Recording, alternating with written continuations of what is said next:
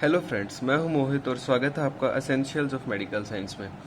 हमने पिछली 2 वीडियोस में बात की थी एनल कैनाल के बारे में। ठीक है, एनल कैनाल का हमने मस्कुलेचर देखा, एनल कैनाल का इंटीरियर देखा। इस वीडियो में हम उसकी लास्ट टॉपिक की बात करने वाले हैं, जो है artery vein nerve and lymphatic drainage की। मतलब कौन कौन सी आर्टरी सप्लाई करती हैं, कौन कौन सी वेन उससे ब्लड, डीऑक्सीजनेटेड ब्लड लेके जाती हैं, कौन सी नर्व्स इसको सप्लाई करती हैं और कौन से लिम्फेटिक्स जो है वो किस लिम्फ नोड में ड्रेन करते हैं। ठीक है, तो सबसे पहले बात करते हैं हम आर्टेरियल सप्लाई की। तो ये मैंने एक लाइन ड्रॉ कर रखी है ऑरेंज कलर से, ये है हमारी पेक्टिनेट लाइन। पेक्टिनेट लाइन क्या थी, हमने एनल कैनाल को 3 पार्ट्स में बांटा था। ठीक है, ऊपर वाला पार्ट था अपर पार्ट, बीच में मिडिल पार्ट और नीचे लोअर पार्ट। तो अपर और मिडिल पार्ट के बीच में एक लाइन थी, वो थी पेक्टिनेट लाइन, और लोअर और मिडिल के बीच में एक लाइन थी, वो थी हिल्टन्स व्हाइट लाइन।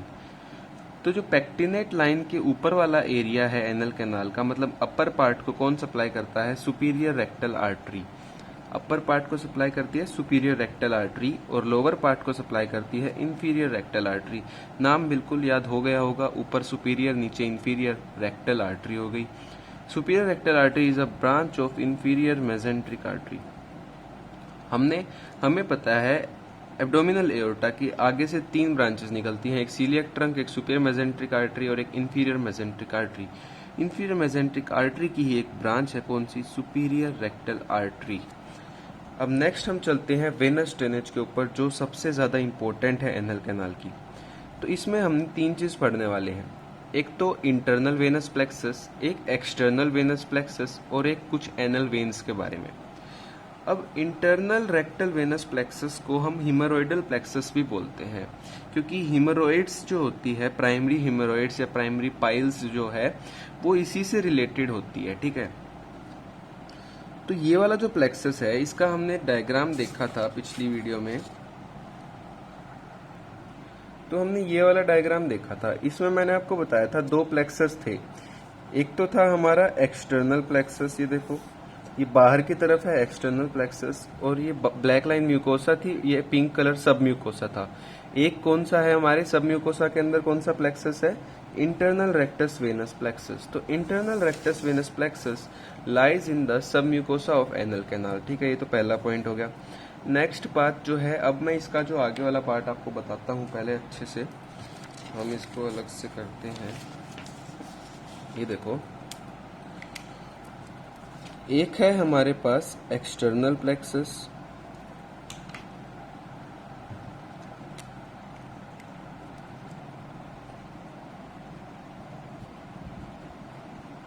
और एक है हमारे पास internal plexus. External plexus and internal plexus, ये वही रेक्टल प्लेक्सस ही है, मैंने बस रेक्टल वर्ड हटा के प्लेक्सस लिखा है डायरेक्टली। तो जो एक्सटर्नल प्लेक्सस होता है, ये 3 पार्ट में बटा हुआ है। एक इसका होता है अपर पार्ट, एक इसका होता है मिडल पार्ट, एक इसका होता है lower part.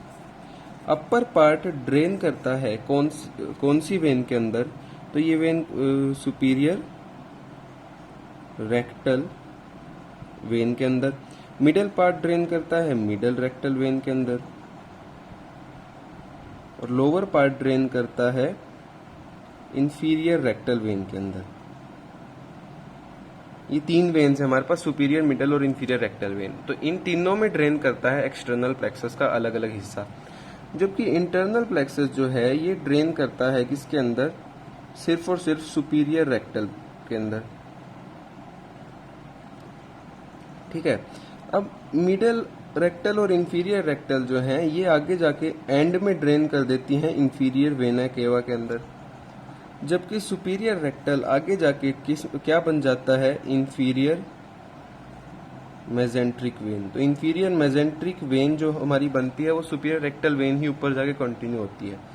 Inferior mesenteric when आगे जाके स्प्लीनिक में ड्रेन करती है, और स्प्लीनिक वेन एंड में जाके पोर्टल वेन में ड्रेन कर देती है।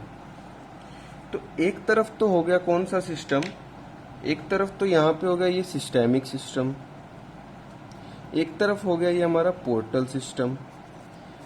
तो यहाँ पे आप क्या देखोगे कि सुपीरियर रेक्टल वेन में इंटरनल प्लेक्सस भी ड्रेन कर रहा है, एक्सटर्नल प्लेक्सस भी ड्रेन कर रहा है, जिसकी वजह से एक कम्युनिकेशन बन जाता है। एक्सटर्नल प्लेक्सस और इंटरनल प्लेक्सस फ्रीली आपस में भी कम्युनिकेट करते हैं और एक कम्युनिकेशन बन जाता है पोर्टल सिस्टम और सिस्टेमिक सिस्टम के बीच में, जिसके कारण जब लीवर सिरोसिस होता है, लीवर सिरोसिस एक डिजीज है लीवर की, जब लीवर सिरोसिस किसी को होता है उसके कारण सिस्टेमिक और पोर्टल सिस्टम की वेन्स जो हैं वो एनेस्टोमोज कर जाती हैं आपस में, और इसी एनेस्टोमोसिस के कारण, लीवर सिरोसिस के कारण क्या होगा, पोर्टल वेन ऑब्स्ट्रक्ट हो जाएगी। पोर्टल वेन में ब्लड जो होगा वो सारा का सारा सिस्टेमिक के अंदर जाएगा, सिस्टेमिक सिस्टम में जाने की कोशिश करेगा, जिसके कारण क्या हो जाता है, पाइल्स हो जाते हैं। पाइल्स या फिर हीमोरॉइड्स इसको बोलते हैं, ठीक है, पाइल्स या फिर हीमोरॉइड्स। ये कौन से पाइल्स होते हैं इसकी वजह से, प्राइमरी पाइल्स, ब्लड आता है फीसिस के साथ जिसकी वजह से, ठीक है। तो ये मैंने बात की दोनों प्लेक्सस के बारे में। अब यही चीज मैंने यहाँ पे लिखी हुई है। तो मैंने आपको क्या बताया कि ड्रेन करता है internal plexus superior rectal when के अंदर, जो कंटिन्यू होता है इंफीरियर मेसेंट्रिक वेन में, कम्युनिकेट करता है फ्रीली एक्सटर्नल प्लेक्सस के साथ, जो ड्रेन करता है मिडल, इंफीरियर और यहाँ पे सुपीरियर नहीं लिखा मैंने, तीनों में ड्रेन करता है, और वो तीन उनमें से मिडल और इंफीरियर वाले आईवीसी में ड्रेन करते हैं। तो इंटरनल प्लेक्सस एक इम्पोर्टेंट साइट है कम्युनिकेशन की पोर्टल और सिस्टेमिक वेन्स में। सिंपल बात है, ये पोर्टल वेन है, सुपीरियर रेक्टल वेन, ये दोनों क्या है, सिस्टेमिक वेन्स के वेन है। तो दोनों के बीच में कम्युनिकेशन बनाता है कौन, इंटरनल प्लेक्सस। जब लीवर सिरोसिस होता है तो एनास्टोमोसिस हो जाता है सुपीरियर रेक्टल वेन और इन दोनों वेन्स के बीच में, जिसके कारण पाइल्स और हीमोरॉइड्स जो है वो होता है। ये बहुत ही ज्यादा इंपॉर्टेंट है, इसको थोड़ा ध्यान से हमें पढ़ना है।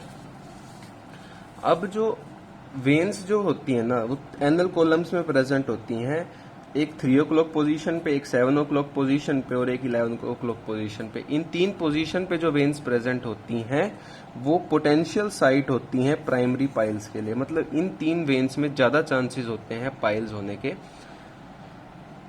एक 3 o'clock पोजीशन, एक 7 o'clock पोजीशन और एक 11 o'clock पोजीशन। तो ये हमने बात की इंटरनल प्लेक्सस। अब एक्सटर्नल प्लेक्सस कहाँ लाई करता है, आउटसाइड द मस्कुलर कोट। किसका मस्कुलर कोट, रेक्टम और एनल का, मतलब बिल्कुल ही बाहर की तरफ लाई करता है ना। ये देखो बिल्कुल ही आउटर में है, यहाँ पे न तो किसी का मस्कुलर कोट, न रेक्टम का मसल कोट, न एनल कैनाल का मसल कोट, कुछ भी नहीं आता, बिल्कुल ही बाहर की तरफ ये लाई करता है। कम्युनिकेट करता है इंटरनल प्लेक्सस, ये बात हम कर चुके हैं। लोअर पार्ट ड्रेन करता है इंफीरियर रेक्टल वेन में, middle part middle rectal vein में, upper part superior rectal vein में। इंफीरियर रेक्टल वेन आगे जाके इंटरनल पुडेंडल में करती है, मिडल रेक्टल आगे जाके इंटरनल इलियक में करती है, ये दोनों आगे जाके आईवीसी के अंदर ड्रेन करते हैं। जबकि superior rectal when inferior mesenteric when बन जाती है और पोर्टल वेन में ड्रेन कर देती है। ये सारी बातें मैं आपको बता चुका हूँ। अब बात आती है एनल वेन्स की। एनल वेन्स क्या है, छोटी छोटी वेन्स होती हैं, रेडियली प्रेजेंट होती हैं एनल मार्जिन पे। ये कम्युनिकेट करती हैं इंटरनल रेक्टल प्लेक्सस से और इंफीरियर रेक्टल वेन से, मतलब ये भी इनके साथ कम्युनिकेशन में है। जब एक्सेसिव स्ट्रेनिंग होती है ना, जब फीसिस पास करते हैं, मान लो एक्सेसिव स्ट्रेनिंग हो रही है उस टाइम पे, जिसके कारण ये जो वेन्स हैं ये रप्चर कर जाती हैं, जिसके कारण क्या होता है, एक सबक्यूटेनियस पेरी एनल हिमेटोमा, वहां पे ब्लड इकट्ठा हो जाता है एनल रीजन में, और उसे कहते हैं हम एक्सटर्नल पाइल्स। तो ये जो था ये इंटरनल पाइल्स था, जो इंटरनल वेनस प्लेक्सस के कारण होता है, और एक होता है एक्सटर्नल पाइल्स जो एनल वेन्स के कारण होता है। तो अब हम बात करते हैं नर्व सप्लाई के बारे में। अच्छा, तो नर्व सप्लाई को भी हमने 3 हिस्सों में बांटा है, ठीक है। एक अबव द पेक्टिनेट लाइन, एक बिलो द पेक्टिनेट लाइन और एक स्फिंक्टर्स की नर्व सप्लाई। अगर हम पेक्टिनेट लाइन के ऊपर की बात करें, ऊपर की तरफ सप्लाई करती हैं ऑटोनॉमिक नर्व्स। एएनएस वाला सिस्टम ऊपर को सप्लाई करेगा, ठीक है। तो ऑटोनॉमिक नर्व्स होती हैं 2, एक सिंपैथेटिक एक पैरासिम्पैथेटिक।